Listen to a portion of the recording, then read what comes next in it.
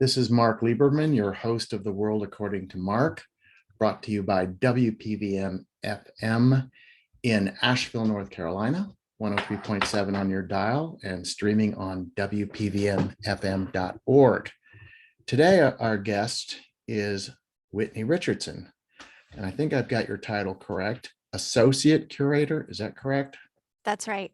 Associate Curator of the Asheville Art Museum. Thank you for being on the show today, Whitney. Absolutely. Thanks for having me. So I guess we bumped into each other when we came down to an art exhibit. And it was actually an interesting thing. It was an art, hold on, technical issue, but art and science exhibit on the moon. Yes. And we had the benefit of a guest that we had on previous, who is a planetarium and astronomy expert, and he filled in on sciencey issues.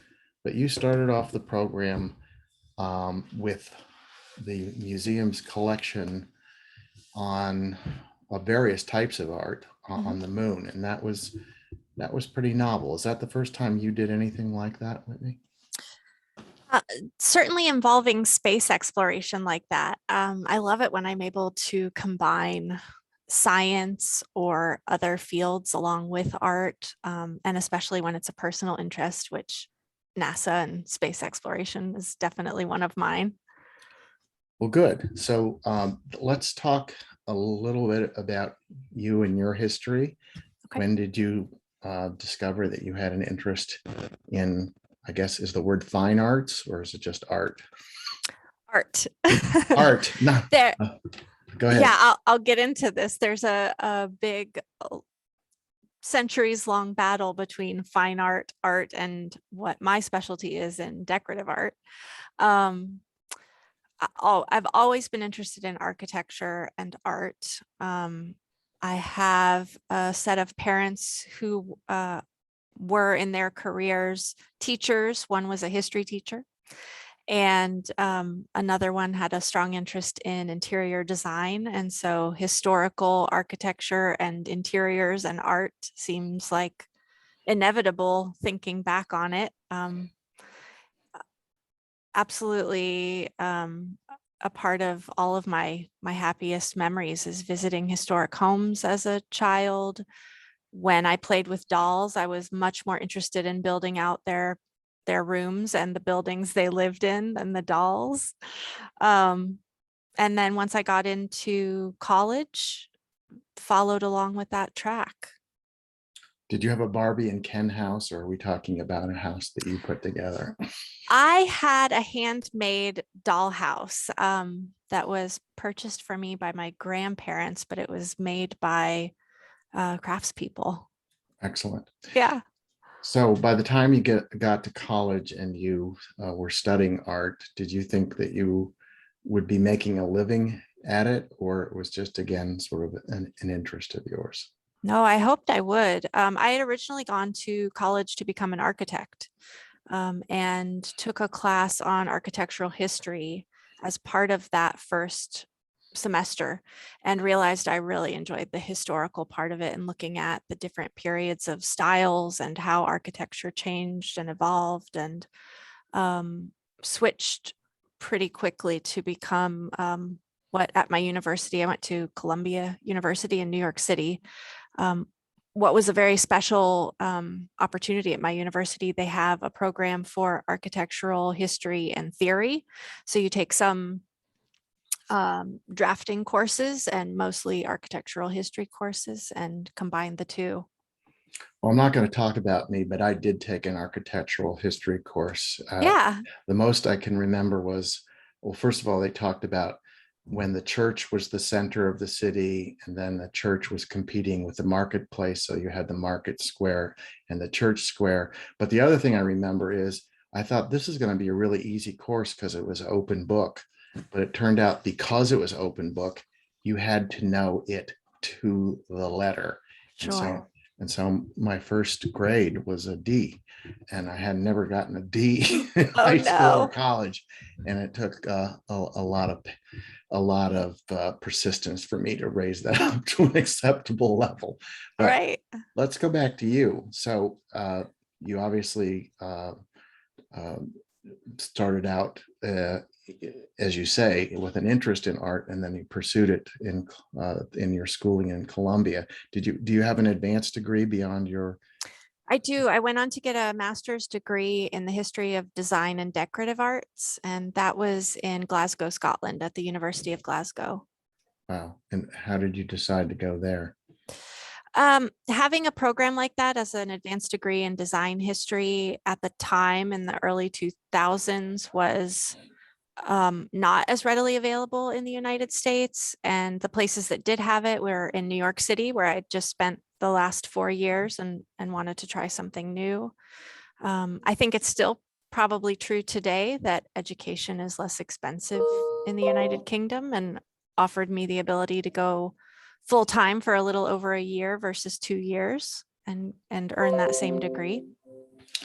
So, with your background in both art and architecture, that kind of brings us to a good setup place for the Art Museum in Asheville, which Yeah, recently reopened to the public. Maybe not that recently, but it reopened with a smashing renovation plan that includes, it's a 3-story building, if I that's right. recall it correctly. Four And if you count the cafe and roof terrace. okay, well, we have to count those. Yeah. So it's 4. So what do you think, as a former architectural student, of the way the museum improved or changed its footprint and its appearance?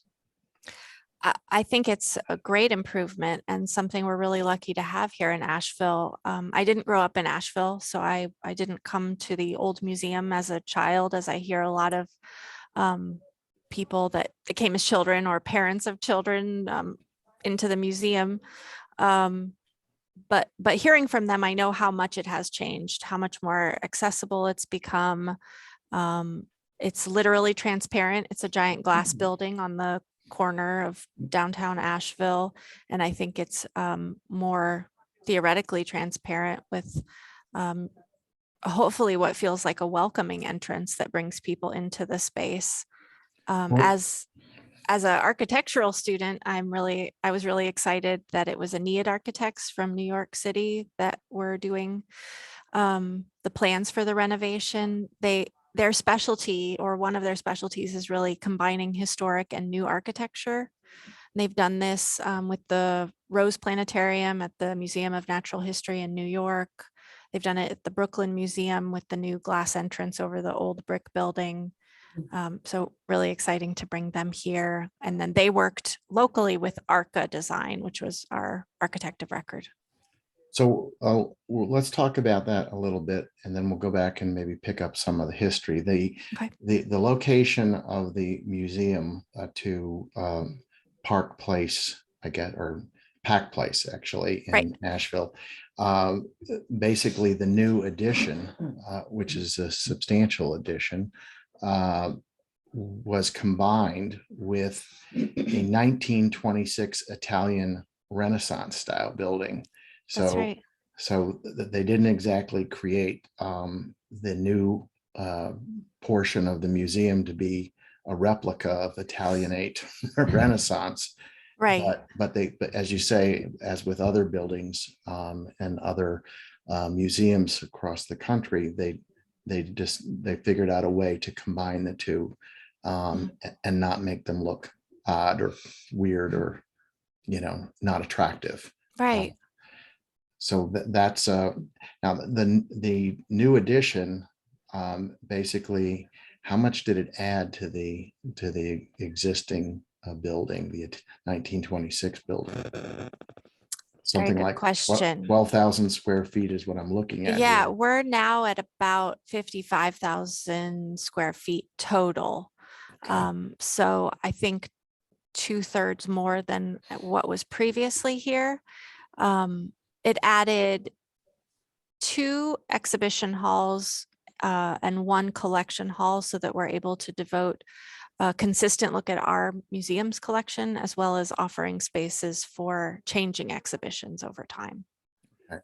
So Asheville, in terms of the resident population, is not a very large city. It's Right. Under 100,000 for the city and probably 250,000 if you include the surrounding areas. Not every town or city of this size has an art museum to begin with, and Right. many that are even larger than Asheville might not have one, or may only have one that's has a small collection and has as much of a building expanse as we do in Asheville. But it does turn out that Asheville's had an art museum since the 40s, and it was in other locations, and it moved around, and it shared space with other types of facilities. How much do you know? I know you're relatively new to Asheville. How much do you know about that history, or what parts of it do you think are important for people to know when they go to visit the new museum? Yeah, I think you're absolutely right that cities of this size don't necessarily have such an outstanding art museum. And we think now of Asheville as such an art-centric city with fairs almost every weekend throughout the summer where you're able to look at art and purchase art. And it wasn't always the case. In 1948, when the museum was founded, it was founded by a group of local artists who wanted a place to be able to display their artwork. And we keep that in mind today, as we're showing artwork. We focus on the 20th and 21st centuries. We go back a little into the 19th century to help tell that leading story into the 20th century. And we're always interested in what was happening in our area, in our region of the Southeast, in relation to this national story of how art was changing in that time period. And showing that relationship between local and national. I think just the way that those original artists wanted to do. They had been influenced by bigger cities and bigger museum institutions and wanted to bring that here. And it worked out well for us. We've become, not just with the art museum, but with other arts facilities and galleries, a great art city. And we mentioned at the top of the show, or at least I mentioned at the top of the show, the collaboration on the moon exhibit, and maybe that's not the right name of it, but you collaborated with the Science Museum. So you have collaborations not only with other galleries, but also with other types of institutions, again, including science. You were able to make that work, which is not what you would typically see in an old style art museum. Yeah, we hope we're not an old style art museum. So everything in Asheville is new. We have well, a new. you've got to take in those new ideas readily. Yeah. Well, you did. So let's, besides the history of where it was and so on and so forth, which Yeah. is sort of older stuff. It's kind of fun to trace it around the city, though, too. It moved as it needed, as it grew, to end up where we are now. So presumably, I asked you this before we went on air, that nobody's going to say this is the final resting place, or there's not going to be a future expansion. But right now, with the amount of square feet that you have and the exhibits and collections that the museum has, this looks like this could be, in effect, quote, the permanent home for the museum. Oh, absolutely. Yeah. Before being here, and we moved on site here around 1992. We were in Pack Memorial Library, and then since that point have been at this location expanding.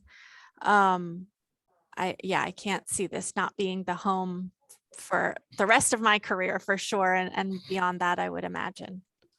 So one thing that happened coincidentally, not necessarily a happy thing, but while the present museum, together with its expansion, was still undergoing construction, we had COVID, and so the museum would have been more or less closed anyhow, uh, to accommodate the renovation, or at least parts of it were. But as it turned out, in the height of the pandemic, uh, there weren't any people coming to that location to view the art gallery, so you had to transition to what most cultural institutions, as well as other institutions, but cultural, to virtual. So I'm going to ask you about that, but I also want to say, um, we've learned a lot through the COVID pandemic. Not all of it is horrible. Quite a bit of it is horrible, but uh, people have learned about the ability to see things not in person, but to see them virtually. And so a question to me always comes up is, what's the relevance of having brick and mortar? What's the relevance of having people come into the museum? Why are art museums still important if you have the ability to see exhibitions from across the world on your computer? What more does it add to have a permanent facility like we have here in Asheville? Yeah, so we were open before the pandemic officially began. We opened November 2019. We closed March 2020, and remained closed until September 2020, where we reopened to the public with a lot of precautions in place. And during that time, that March to September, we went to virtual experiences. I think there's pluses and minuses. Being able to see things virtually meant we could have guests from all over the world speaking as well as attending our events, where before, if it was only in person, that would limit who could come to an event. But then a downfall, and this is the art lover in me, is you don't get to see those things in person. And so much of art, architecture, craft, design is experiencing the thing in person, seeing the actual dimensions of the piece. How big is it in comparison to yourself? Are there layers of paint that you can see? Can you see the artist's hand? Does it look machine made? There are so many tactile things that you can't do through Zoom or whatever your virtual platform is, that I think there's nothing like being in person. But the ability of, or rather being forced into this, has developed the ability to work with such a wider audience. That's really been exciting for us too. But yeah, I think art museums in person are so important to society. I mean, they're a reflection of society. People want to gather, and when we can't, we're still coming up with ways to gather virtually. So my guest, if you're just tuning in, is Whitney Richardson, the associate curator at the Asheville Museum of Art, and we're talking about the new and improved version of the art museum, which is truly extraordinary. Those who haven't come to see it definitely should. It's a worthwhile experience. And we were just talking about the virtual element. So hopefully we're not going back into lockdown, but one never knows. What part of the virtual aspect will continue on in parallel with in-person live exhibitions? Will it be mostly education, speakers, or just a sort of a combination of all that? Probably a little bit of a combination, but as people can come back into the museum and there's not the same sort of levels of distancing and disinfecting spaces, of course, things can be more tactile and hands-on. But as far as a lecture goes, I think it's equally as valuable in person, perhaps, as it is virtually. So there's a lot of chances for us to do things in both ways still. But you did have, as I was reading, an actual virtual visit program, and I don't know if Yeah. that has had a summer hiatus or whether it's coming back, or or whether that was just, during the high point of the pandemic. It's something we've always done. We have a great group of docents here at the museum that offer weekly tours, at one point in person, but now only virtually, although I do think we've gone back to a couple in-person tours. Yeah, we've always done some combination of virtual and in person. Of course, it's just become a lot more heavy on the virtual side since being closed in last March.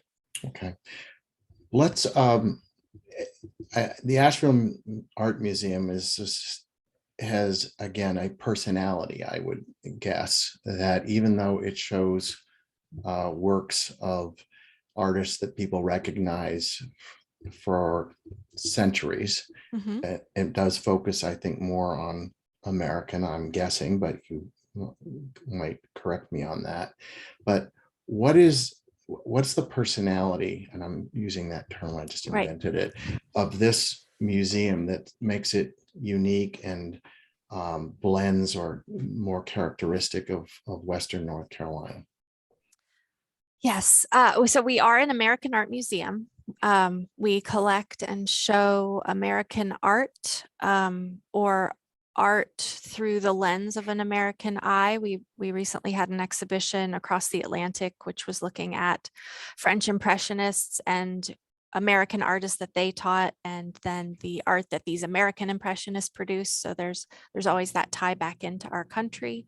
Um, we are situated in a spot out in the mountains of Western North Carolina that had this special set of circumstances magically bestowed upon it in the 1930s through the 50s, called Black Mountain College.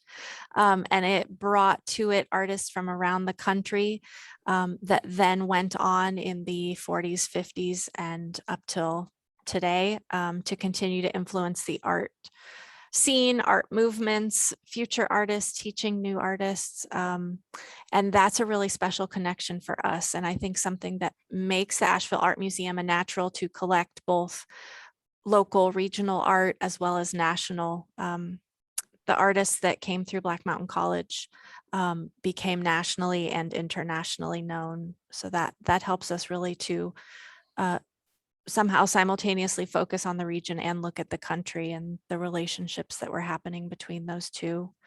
We're also historically a center of craft and designers and makers. And within our exhibitions, we look at local Western North Carolina craftsmen and women, as well as historically, as well as through those that are still working today.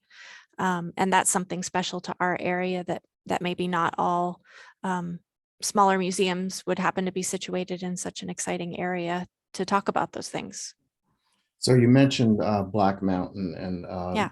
we actually had a representative of the Black Mountain College Art Museum, if I have that correct, which carries on the legacy of Black Yeah. Mountain College. Yeah. And that many of the artists that were attracted to both the students and faculty and then returning faculty, I guess would be described as sort of nouveau or different than their predecessors. They had a different spin. I don't know if they could be categorized into any particular group, but they were bringing something new on the scene. So Mhm. do you have at the Asheville Art Museum a portion of the collection which is devoted to some of those innovators? Yeah, absolutely. And the thing that was so innovative about Black Mountain College was how they were taught, how the students were left to experiment and think freely, and not taught specifically towards art, although more than just art was taught at the college, in a very historical academic sense. They were taught to experiment and think about art as something new that they were creating, not following this longer lineage of Western art. About a fourth of our collection is made up of artists that either attended or taught at Black Mountain College. And within that collection, we are looking at artworks that these people made while at Black Mountain College, and then throughout the rest of their careers, we continue to collect these artists, so that you can really see the evolution within a specific artist's career of how they've changed and experimented over time. So time for a couple of definitions, one of which we discussed before going on air, which is the difference between a gallery and a collection. Because at one point in the history of the Asheville Art Museum, it was a gallery, and then it became a place where it was collecting. So what is the distinction between those two things? Right. It was founded in 1948 as the Asheville Art Museum, but really functioned as a gallery in some aspects. The artists that founded the museum were looking for a place to display their artwork. Perhaps it was even on display in order to be sold.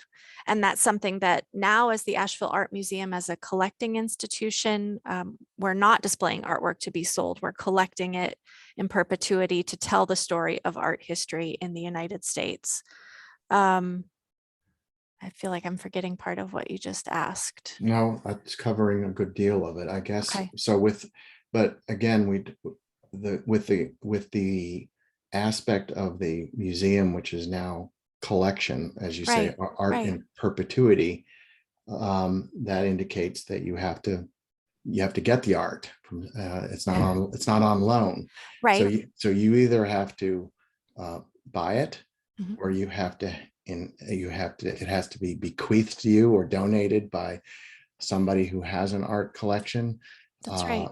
So what is virtually all of the art that's there art that was purchased or collected, or Mhm. probably a hybrid of all that? A hybrid of those. We almost always have an exhibition on view that we're borrowing from another institution, and we're always offering exhibitions that we've created to other institutions to show. It allows you to show things perhaps that you couldn't afford or are so particular to another area that they wouldn't have been collected here. We certainly do purchase. We have a collector circle, it's called. It's a upper level membership within the museum where part of those members' dues goes towards art purchases for the museum at the end of each year. And then we, of course, have a great number of members and supporters and donors helping us purchase art when we find something that we feel is important to add to the collection, or as you mentioned, bequeathing art to us, or outright purchasing and gifting things to us, as we work with them to increase the collection in the ways that we see fit. We do have a collections growth plan, and so we're always very deliberate in how we're growing the collection. But yeah, always happy to bring in new representation. Do you have art in the collection that is not on display? In other words, do you have more art than you can possibly put up? Because I know that I have more art than I can put up. We do, yeah, and we're not the only institution with that. I think that's almost always the case, that there's more art than you can show. Yeah. So again, my guest is Whitney Richardson, the Associate Curator of the Asheville Art Museum, and we're talking about the Art Museum. We talked about her and her interest in art and architecture and the evolution of the Asheville Art Museum. And again, it's sort of reintroduction to the Asheville scene with a wonderful new collection. You're hearing this on WPBM FM LP in Asheville, North Carolina. So obviously, art museums in big cities, New York, Chicago, Los Angeles, Philadelphia, whatever, they were set up years and years and years ago with, very wealthy folks. You had the Whitneys and probably the Rockefellers, the Carnegies, Right. and the Fricks. And I don't even know who the Fricks are, but there were some Fricks. Yes. Obviously, again, Asheville is as we've said, is a moderate sized town, a moderate sized city. Does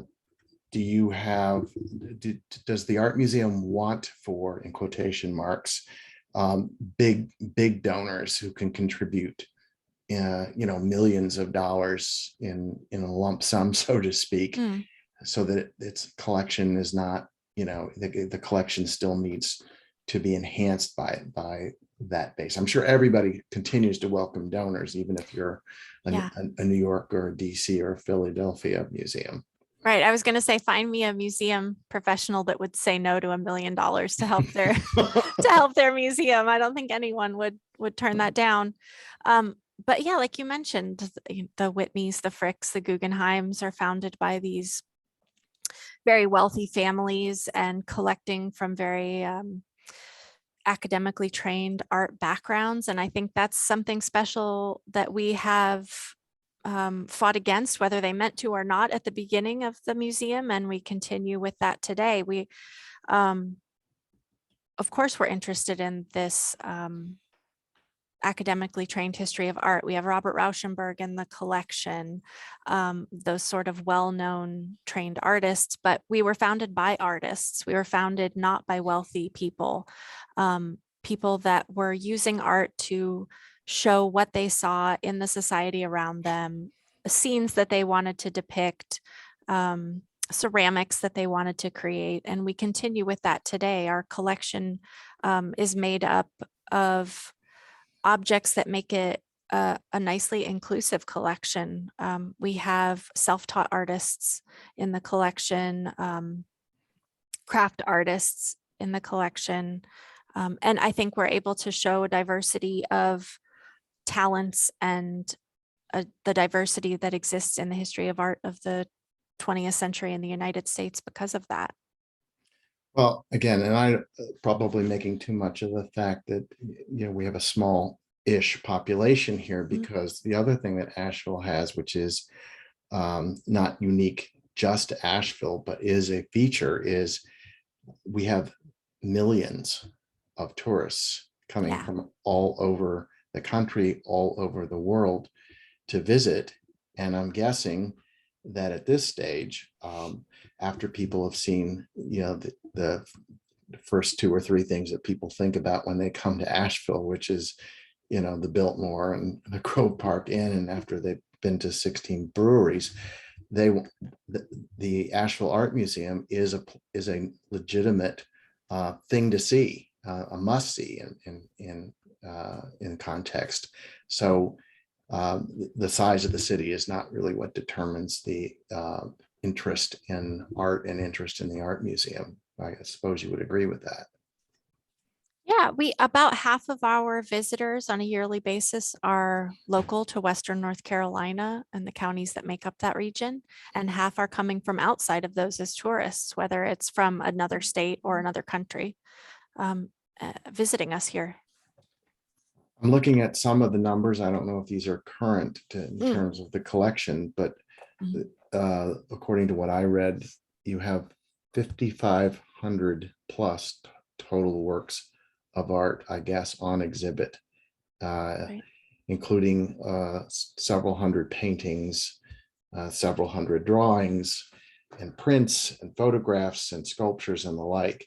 So how does this collection compare with other museums that you've worked at? Because this is not your first rodeo, so to speak. That's right. So I think we've grown a little bit since the website was last updated. We're almost at 6,000 artworks now, but that's not on display. That's within the collection.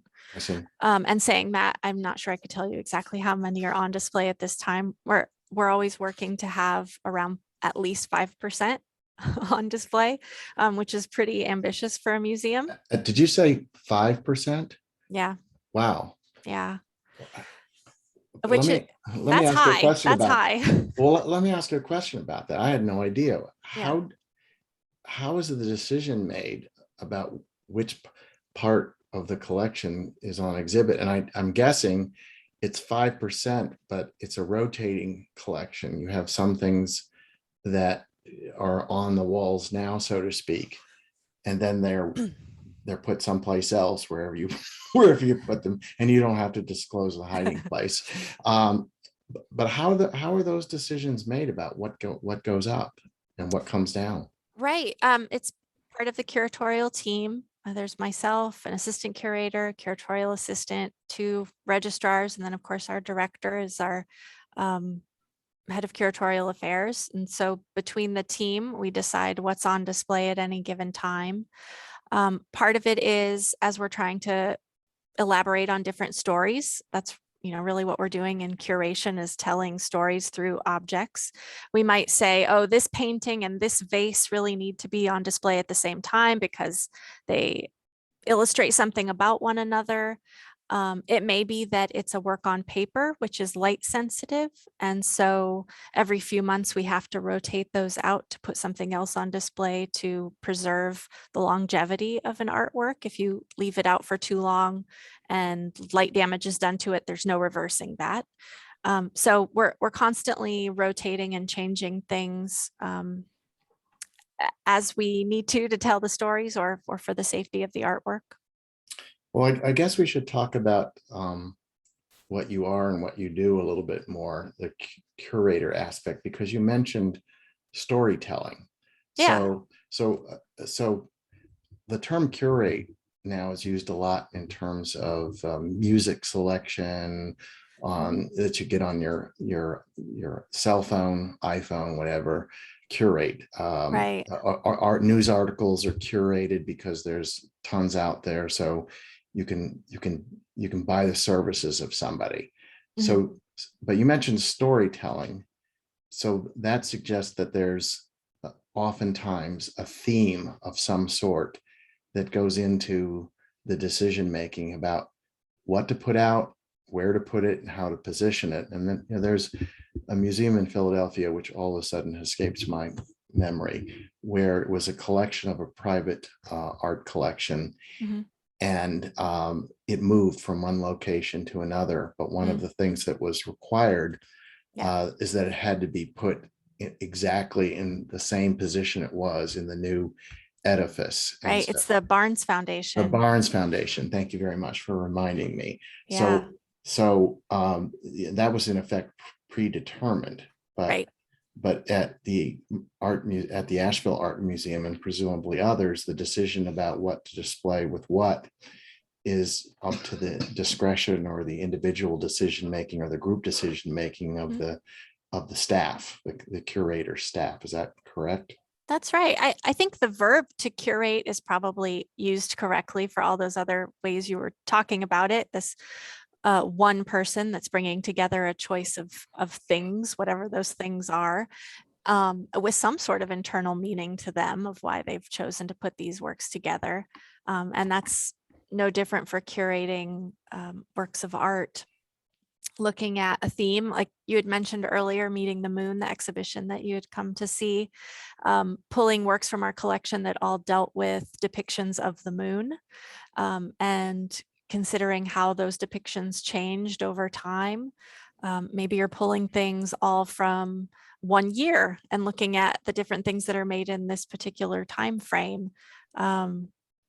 It's really fun in this verb of curating to get to pull together different things in different ways. And I really do look at it as storytelling. How can I share this history through objects? I'm a visual person, a visual learner. And so hopefully other people that think that way are able to see this path that I create. Or if you sort of think differently, maybe it'll make you see things in a different way than you would have expected. Well, I'm going to ask you, hopefully not a trick question, but a question I just thought of as we're talking. Okay. Don't get nervous. Which is, I think in today's world, we're seeing more interest and more resonance with cultural issues, social issues. So I'm imagining again, and I was not a student of art, that in the olden days, when museums, let's just put the early part of the American history, art was put up.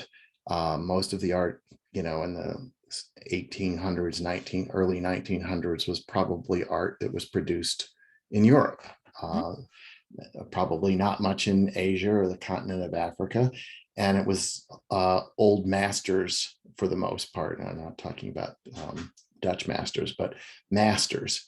But in today's world, and I'm presuming that the Asheville Art Museum is resonant with this, because you're getting art from so-called local artists, um, without stereotyping them, are students of what's going on in the world, what's going on in the country. So let me get to my point. My point is how resonant in terms of the storytelling is the Asheville Art Museum in terms of talking about Black history, or talking about other epochs, historical epochs in this country's history, or other issues that are still resonant. I mean, people talk, what are the issues that people talk about a lot today? If you listen to cable news, it's the elections, it's climate change, it's immigration, and so on and so forth. Are those things now becoming more part of the story that's being told, as opposed to just putting stuff on display? Yeah, I think so. For centuries, the story being told in museums was by white male artists that were wealthy, that were professionally trained as artists, and it was viewing their depiction of the world. And I think in a lot of cases too, the directors and curators of museums were in their same category, wealthy white men. And that's something that's really important to us, with my colleagues and I, that we're telling as many stories as we can. I'm really good at telling my story, and just as anyone is, being biased in what my story is, and really trying to open it up um, to more people's stories, including artwork in the collection by women who did not have the opportunity to be trained as artists, self-taught artists, artists that may have done art on the side and had another profession. Everyone is a part of society and creating art to tell their story, the stories they're seeing happen to other people. And by including more types of art by types of people, I think the museum world in general is getting better at it. It's something that is important to me, and we're always trying to do. Well, again, to use the example we've used before, but we should probably come up with some others. The exhibit that was on the moon, on the topic of the moon, and combined art and science, is an example of where a more or less contemporary thing, which is space travel. And of course, we've had private companies in the last few weeks have launched into space, but you had a sort of a scientific issue and the challenge of reaching space merging with historical depictions of the moon. But let's talk about something like, sort of racial issues, or whatever. Yeah. Whatever has been done recently and that you see down the road. And again, let folks know who are tuning in, we're talking to Whitney Richardson, the associate curator at the Asheville Museum of Art. What is being explored in those topics? Yeah, an exhibition I'm really proud of. Actually, it just came down. It was called Old World, New Soil, and it was in conjunction with the Lewis Hine photography exhibition. Lewis Hine was a photographer in the early part of the 20th century who really made his career out of photographing the immigrant experience in the United States. Throughout the United States, I think he might be best known for the Northeast. And so in conjunction with that exhibition, I put together Old World, New Soil, that was looking at artists within our American art collection that we collect, that were not born in the United States. They immigrated to the United States, either became citizens or spent the majority of their artistic careers here. And as Lewis Hine was talking about the importance of the contributions of the immigrant in labor, we use this exhibition as a chance to look at the important artistic gifts that immigrants brought to the United States and that we now have absorbed into our American art museums, and really pointing that out and not taking it for granted. And of course, again, not to be too political here, of course, I'm usually political, is we're in a period of time in which immigration is highly controversial, and a lot of people for various reasons vilify immigration or want to cut off immigration, or they'll say they want to cut off illegal immigration. But immigration and immigrants, however they got here and however they ultimately assimilated, made contributions that enriched art, enriched, as well as obviously other endeavors, sciences, and so on and so forth. But I think sometimes people forget about how the overall culture of a society is improved by diversity. And you're saying that's something that was in part captured in this last exhibition. Yeah. And something else that we do, in our collection hall and with an exhibition that'll be coming to us shortly, speaking sort of on the opposite end of immigration, is looking at Indigenous Americans. Our museum is located on historically Cherokee and Cherokee land, and now still the area that the Eastern Band of Cherokee live and work. And we show right alongside this sort of Western European trained art in our collection that comes from Indigenous Americans and the Cherokee, including one of our earliest pieces is a basket from the 1900s by an Eastern Band of Cherokee artist. Up through very recently, we have a Wendy Red Star contemporary photograph on display from the 21st century, and showing how that story continues to be told and diversify the museum's art collection as well.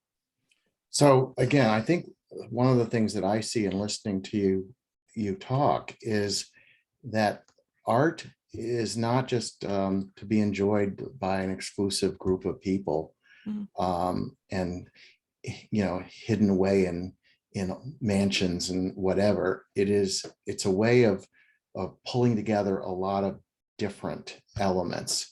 When you were talking about Indigenous art and talking about the heritage of this area of the country with the Cherokees, I was all of a sudden it popped into my mind.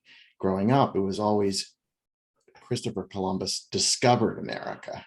Right. But of course, there was something here before he discovered it, and until I would say rather recently, we were not discovering the historical roots of this area, much less the whole country. And the indigenous population obviously had their own form of art, which you're saying now the Asheville Museum of Art and plus other museums are in a position of, quote, capitalizing on. I don't mean that in a monetary sense, but basically inclusion. So I guess that's another reason why art and art museums are important. Yeah. Well, and you were saying earlier about how sort of those really big institutions we have in this country were showing European art. That's very true. And they were also showing Asian art, African art, Indigenous American art, but it was always separated from European art. And I think something that's been more recent is if something was made in 1930, as an example, let's look at everything made in 1930 and see what all different people from all different walks of life were creating at that time and not separate it out. And I think that's a really good step forward in the museum world. Yeah, I mean, that's important. I think another element that what you've just exposed is everything that is old is not necessarily better than everything new, and vice versa. I mean, amazing works of art go back hundreds, if not thousands of years. Witness the pyramids, witness cave art, I guess. So, so there is an element there. So tangentially on this topic, What, and you've gone into a little, but what more can you tell us about the educational mission of the art museum, not just in terms of educating people about art, but that's part of it too, but also encouraging new new artists, encouraging people who have not had an outlet for their artistic expression. Is this something also that the Asheville Museum of Art is very involved in? We have a learning and engagement department that works with all ages of school children and adults, offering art courses to take. We're finishing up, or maybe we finished up summer camp for the season, to bring children into the school. And then outreach at schools or through virtual programs, bringing groups on site, um, and offering different educational opportunities for specific exhibitions, for art history in general, and in making their own art. What about for adults? You have a lot of retirees in Asheville who may have done some art work in their day, but obviously with careers pushed it aside, but Hmm. might want to get involved in a specific program. Are there opportunities that either the museum sponsors or collaborates with other groups to encourage that sort of artistic expression?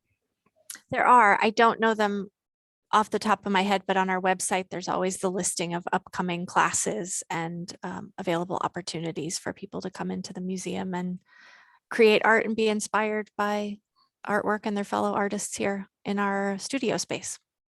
So while you brought up the website, why don't you tell us what the website is, and also while you're doing that, tell us different ways in which people can contribute both financially and otherwise in the museum.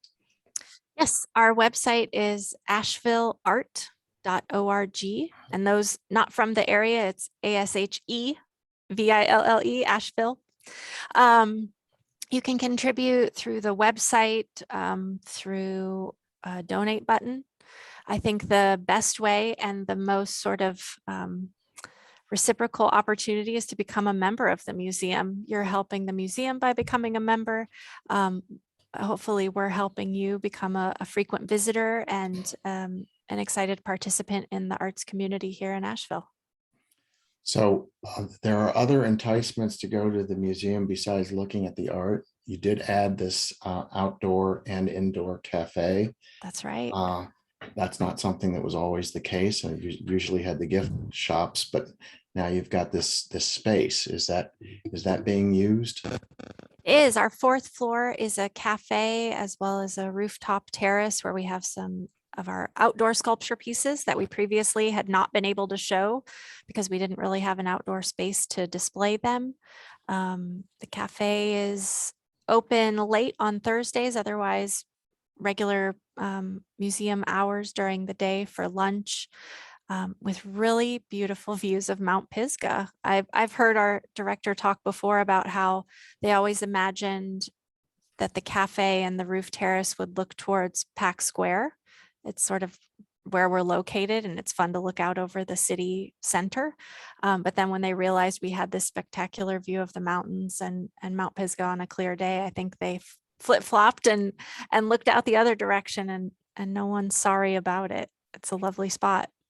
You get both opportunities. You can go down to the ground floor in the very magnificent patio, and there's a sculpture out there. I guess you might want to mention what that sculpture is. There is on our plaza is Reflections of Unity. It's by Henry Richardson, no relation to me, just share a last name by chance.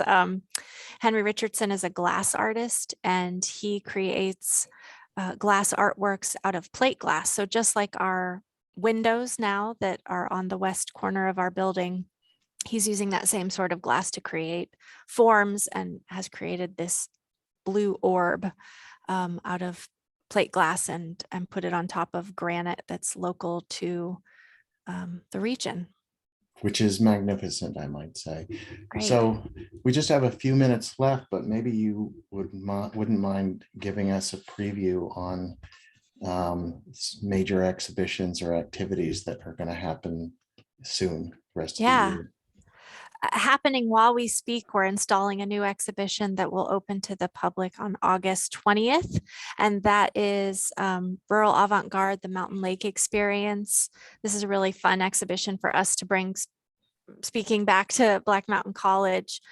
Some of the same artists that were at Black Mountain College went on later in the 1980s to visit Mountain Lake in Virginia and create artwork in this same open to experimental sort of frame of mind as they were creating. And that's coming to us from the Longwood Center for the Arts in Virginia. Some really amazingly large scale pieces. We have a 30-foot long John Cage artwork that'll be going up. I'm excited to see installed. It's not installed yet. After that, we have an exhibition that is currently on view at the Museum for the Cherokee Indian that one of my colleagues helped to co-curate. It's called A Living Language, Cherokee Syllabary and Contemporary Art. So looking at the written Cherokee language and how artists use that in their artwork.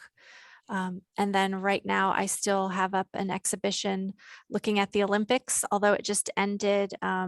The Special Olympics are still coming up. So we hope people are still excited about sports and come out and see some of our artwork that represents the athlete and sports and all of the activities to deal with the Olympics. So as we close out, I think I want to emphasize from what you're saying, an art museum is not just a once in a lifetime or a once a year experience. An art museum is dynamic. And the Asheville Art Museum is truly a treasure. But if you really want to get the benefit of what it has to offer, of course, you can see the collections, certainly the collections over and over again and still find something new. But there really, truly is and are new experiences to be gained just because of the way you have innovated in your contribution as a curator to the exhibits. Great. And I think partly due to the new building too. I wasn't here at the beginning planning process for that, but part of the outlook of those that were was to have a museum that offered the space to bring in traveling exhibitions or bigger exhibitions from our collection and offer that to our local visitors and tourist visitors. So now that we know that only 5% of the collection is on the wall, we can come back at least 95 more times, even in the course of a couple of years, and see brand new things as well as all the exhibits. That's right. Always new things. So I want to thank Whitney Richardson, Associate Curator at the Asheville Art Museum, for being on the show today. Truly a great presentation and a picture, so to speak, using that metaphor into the art museum. And I want to thank my producer, Shelley Lieberman from Focus Solutions. I hope you'll come back again and tell us about more things that are happening in the art world and at the Asheville Art Museum in the future. That would be great. I would love to. I hope we see you back again in the museum for another tour. You will, and I'll have a sandwich in the cafe. Great. All right. Thank you very much. All right. Thank you.